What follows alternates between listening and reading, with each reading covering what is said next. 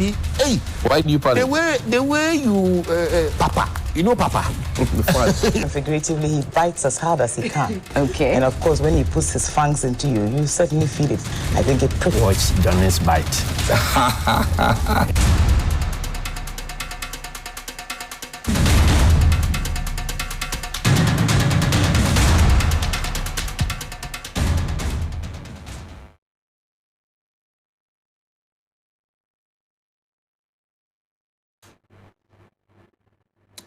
Bismillahir Rahmanir Rahim.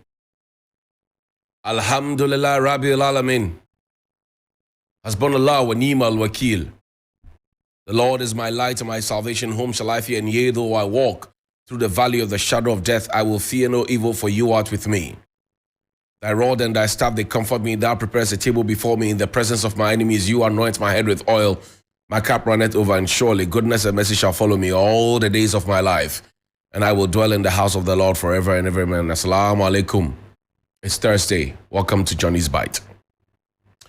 Yesterday, I broached the subject of corruption. And I said that these days, our government officials are very reluctant to talk about corruption and the fight against corruption. Even though the president, while in opposition, had told us that he was going to use the Anas principle to fight corruption.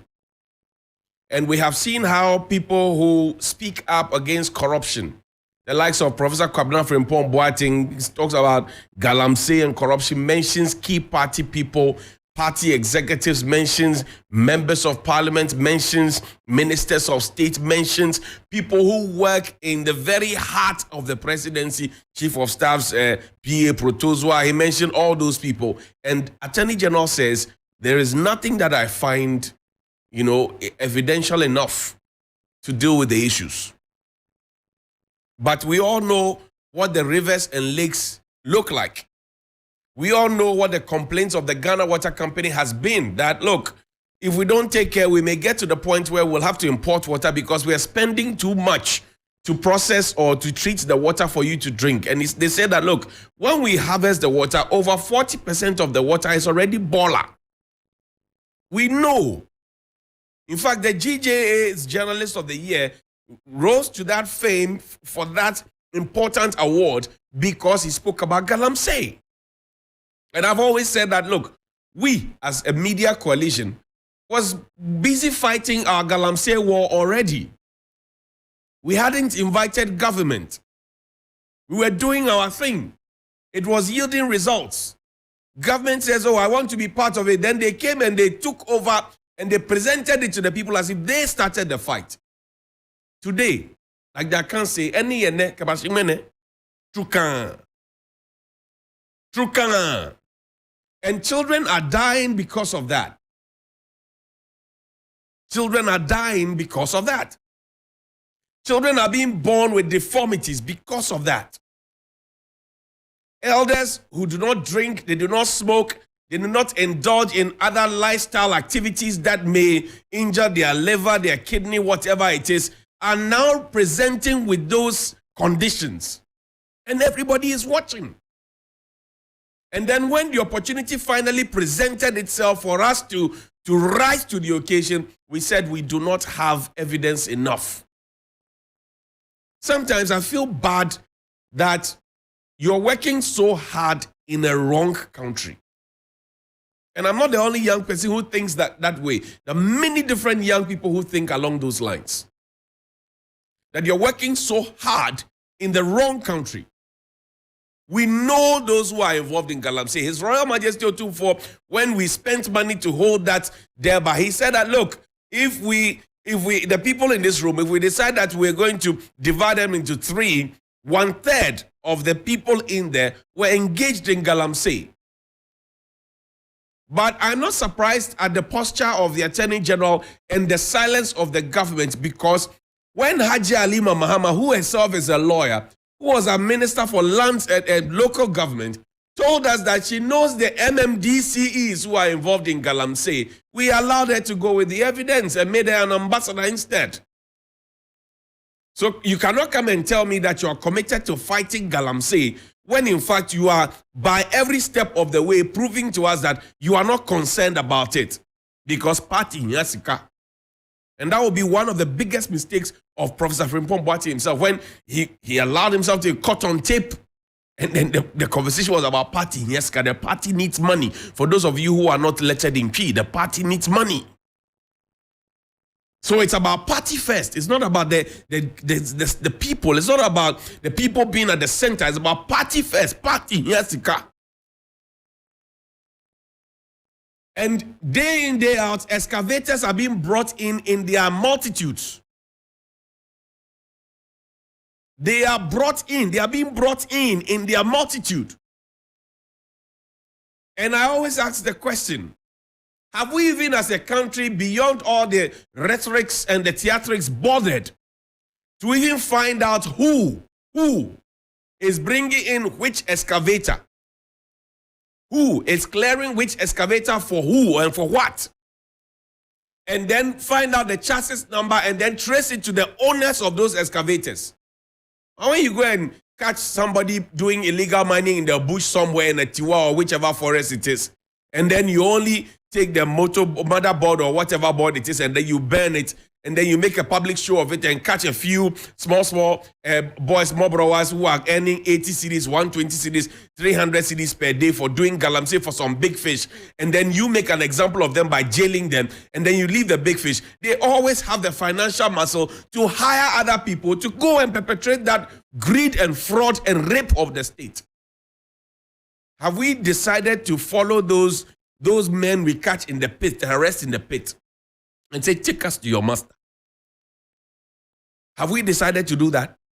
We are not committed to fighting galamsey because the real beneficiaries of galamsey are the ones who are pretending that they are fighting galamsey.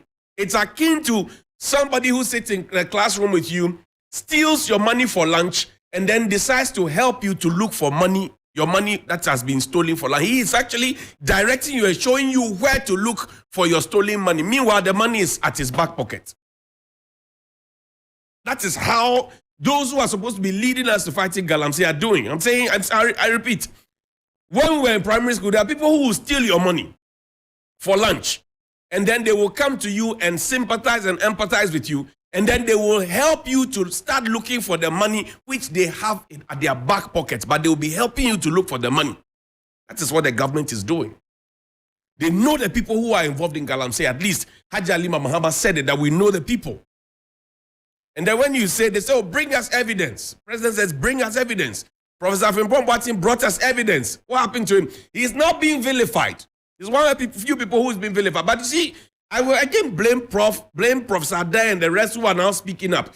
Because in the past, when we spoke up, while they were in government, they also didn't corroborate what we were saying. Today, they are corroborating what we are saying and even louder. Professor Stephen Adair is talking about looting, and that we are looting as if there's no tomorrow. When did the good prof come to this realization? Was it after he left the NDPC job, or was it after he left the board chairmanship of the Ghana Revenue Authority? When did he come to this realization? Because we had said it here, that was indeed happening. You see where the problem is? Show me the picture of the National Cathedral. Before that, show me Johannesburg. You know, I recently returned from South Africa. So, John Williams consult in South Africa, 3FM. And when we were up from Cape Town coming into Johannesburg, we saw this. I was sitting with another Ghanaian who went on the trip with us. When we saw it, the only thing he said was National Cathedral. When we saw this, the only thing he said was National Cathedral, and then we burst into laughter. But this is a mining area. You know, Johannesburg, they mine a lot of gold. So this is a mining area. When we saw it, we thought it was the National Cathedral. Now, I will prove to you. Keep this picture in mind. Now, show us the National Cathedral picture. Between this one and that one, is that not almost the same? If you take the iron rods from there, and you take the machines from there, that is almost the same. Show us the other picture. Show us Johannesburg, and then you show us National Cathedral. So people can make sense of what I'm saying. Take the machines off. Look at it. and then mirror it against our national cathedral. Just take the iron rods. Just take the iron rods from the place. That's it. This most expensive hole in the world has turned men of God against men of God, to the point where men of God are calling other men of God liars in public. This hole. This very hole has also created a certain kind of tension, and people assume that when you talk about it, you hate God, you don't like God, etc. But how did we arrive at the National Cathedral? It was Nana Addo Dankwa Akufo-Addo, in seeking for a second term. He said that if God gives him a second term, he will build a cathedral for him in appreciation. He didn't say we, he said him, because I am not president. I will not receive ex gratia. I still pay taxes, unlike the president. I still don't drive around with a V8 in a vehicle. I still don't have a long convoy. I still don't talk to chiefs with my left hand. I still don't talk down at people. I still don't decide not to engage the media, but to actually bring children together to come and give me hype. Pre-proposed questions. A president has failed to meet the press since 2019. Rather, he gathers school children and then they come and ask him questions that have been prepared for the children to ask him. He's using children, taking advantage of them to hype himself. Why not engage the media? So that the media can come and ask you. There will be those who sing praises, but there will be some of us who will ask you questions.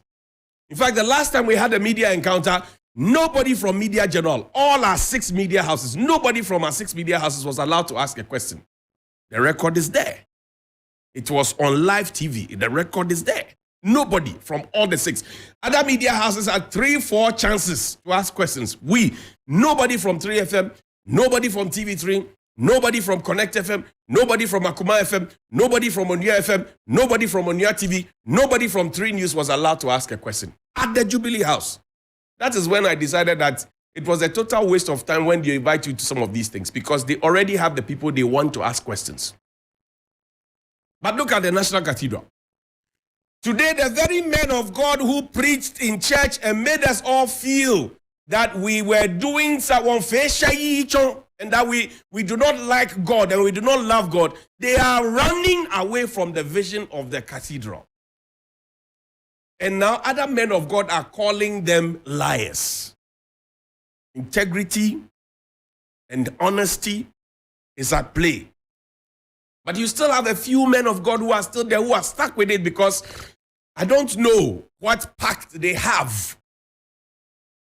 But if you look at how much we have spent in the National Cathedral, the cathedral which was Akufo-Addo's personal promise to God, and how much we have spent as we speak now, and consider how we are playing hanky-panky with the flood victims in the Volta region, the flood victims in the Savannah region, the tidal wave victims in Keta and all those places. If you ask yourself, couldn't we have used the monies for that thing? Now, Senior Kwame Sefaka is telling us to move on because the National Cathedral is not a possibility. So we have wasted money. We have broken down homes of judges and companies. We are paying compensation. Some people have taken us to court. We have a fictitious character holding 2 passports, trying so hard to stamp and stampede and stifle those who are speaking up. I mean, we are building a house of truth on a foundation of lies. And all that thus says the Lord voices are quiet. On the judgment day, ebeya fekeke. On the judgment day, ebeya fekeke. Let's move away from that. Take me to National Theatre. I've showed you how the National Theatre, the auditorium and the VIP area is in a bad shape. I've told you how the National Theatre is smelling. I've showed you the board members of the National Theatre. Now let me take you to the lobby. Show me the chairs from the National Theatre. Just show me. There are chairs from the National Theatre that exhibitors come and sit on. Oliver, where are the pictures? There are chairs from the National Theatre where exhibitors come and sit on those chairs. And you should see the chairs. These were chairs that were acquired many years ago. I told you I was born and bred at the National Theatre, so I know what I'm talking about. Show me the pictures, please. The chairs. Very, very unattractive chairs. Very unattractive chairs. Dirty, torn chairs. National Theatre. Those who go there regularly, those who go and exhibit their stuff, those who go there to be in the foyer when there are programs, they know what I'm talking about. The National Theatre has sunk. It is not sinking, it has sunk. And every day I will continue showing you. So this was the auditorium. This is not what I'm talking about. I'm talking about chairs, single chairs. Oliver, I sent that video to you yesterday. Single chairs. Single chairs. We'll move away from that. Let's go to Dr. Bawumia. He made a promise, a very beautiful promise. We're throwing back. I'll bring you the National Theatre chairs when they find it. But play Dr. Bawumia's video for me. Page 155 of the 2020 manifesto of the New Patriotic Party. There's a proportion that says, through the Zongo Development Fund, in collaboration with Get Fund, the next government of the MPP shall build 16 model senior high schools in Zongo communities across the 16 regions of the country. We want to make sure that we focus on education in the Zongo communities. So we are building in each of the 16 regions. We are building model senior high schools in Zongo communities in the 16 regions. So we have 16 model senior high schools in the 16 regions of Ghana in the Zongo communities. So that was Honorable Mustafa Hamid.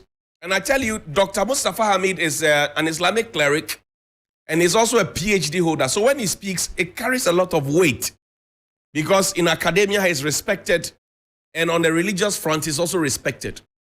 And then there is Dr. Bawumia, who is a PhD holder, an economic messiah and whiz kid. When he speaks, he's also respected. They were the ones who were busy criticizing the former government of promising to build e-blocks and failed to build it.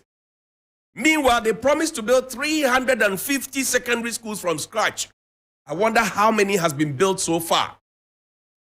But the most important thing is that the Zongo caucus and the Zongo community was used heavily to campaign. You remember we'll convert Nima to East Legon? You remember that? You remember we'll have sky trains? You remember that? You remember we'll have hostels at Agbogloshi for the Kaya? You remember that? So many of the promises were made to the Zongos and other communities. Now I am asking where the 16 secondary schools, the model 16 schools in the Zongos, where are they? We are already almost done with the 7th year of the government. He said in the 2nd term. So we have done year 1, year 2, year 3 is almost ended. So we asked Dr. Mustafa Hamid, and then we asked Dr. Bawumia where the model schools for the Zongo communities are. The Zongo communities are part of the people who will vote come Saturday. So that's a question to ask them. And you know, in the wake of the 2nd term of the government, Mr. Eugene wrote a letter from the presidency suggesting to us that the 6 special ministries that were created, special initiatives, Zongo, all of those ones, had finished achieving the reason for which they were set up. So they have now been absorbed as agencies under the presidency. So now the question we ask is that the 16 secondary schools, model secondary schools, as you heard in the tape, it was a manifesto promise. Where are the secondary schools? Where are the secondary schools in the Zongos? Where are the secondary schools? And you know, talking about schools, give me 2 minutes. Talking about schools, yesterday I put up a video of some chairs that have been exposed at the Kaneshi Bishop 1 and 2, Kaneshi Anglican, St. Joseph Primaries. I put up a picture, a video there because it has been on the rain for about a month. Guess what? Yesterday, an informant from the school told me that, oh, It is not the fault of the teachers or the headmasters and the headmistresses that you have these things there. It is because Mayor Kwacho Saki, she has traveled. And they want somebody to come and emboss, because the assembly's property, emboss the name of the assembly on these chairs that have been at the mercy of the sun and rain. All right? Before they could be moved. Mayor has traveled. The municipal coordinating director is sitting there. There are many different officials, including the head of the education unit of the assembly. They are sitting there. And because Mayor has traveled, that's my information. That's because Mayor has traveled. So all the supervisors, everybody is sitting. And the chairs are rotting away on the sun and the rain. They didn't buy it with their pocket money. It is our taxes. And they need the chairs in the classroom. Well, yesterday, one of the people in the school told one of my informers that, look, they need the chairs in the school. The chairs are there and they are helpless because Mayor has traveled. Mayor has traveled. Take me to National Theatre. I want them to see the chair. That's what we're closing with. I want them to see the chairs at the National Theatre, what I spoke about. Before somebody comes to say that I'm just saying something, just show them the chairs. The chairs at the National, this is it. National Theatre, you pay money. Aside paying money to be in a smelly space, you also pay money for air conditioners, about 8,000. So National Theatre in itself is not willing to fix the original air conditioners that were there when the likes of Koko Amatefio, Akusi Abdallah, Efo Kojo Maugbe and the rest were there. They're not interested in fixing the boom because there's a contractor who is providing the air conditioning services. And they get a cut from it. So they are not willing to solve their own problem. Just like what Kolebu is doing. Kolebu is not willing to fix its own oxygen plants because there's a contractor who is bringing oxygen and somebody gets a cut from it. These are the chairs at National Theatre. In the foyer, this one, global embarrassment. Look at it. Global embarrassment. The chair has even been padded at the back. Look at it. National Theatre. This was a gift. The National Theatre in itself is a gift from the Chinese government. A gift, oh. They gave it to us for free. We didn't spend a kobo in building it. Manage it, we can't. Look at the chairs. Such a shame. But you have a whole board. They sit and take board allowances at the National Theatre. Yesterday I showed you their pictures. You have a whole management at the National Theatre. They sit and this morning they will take their bath, tell their families they are going to work. To do what work exactly? This one, I'll take you to the restaurant the next time. And then I'll take you to the washroom the next time. This is the National Theatre. This is it. Charlie, good morning. You know, I've watched you. Sometimes our people disagree with you, but I mean, and you can call me now 055-924-2717 and 055-691-0154. 055-924-2717 and 055-691-0154. Good morning. Good morning, Mr. Johnnie. Yes, sir. This is Gauss Mashaiman.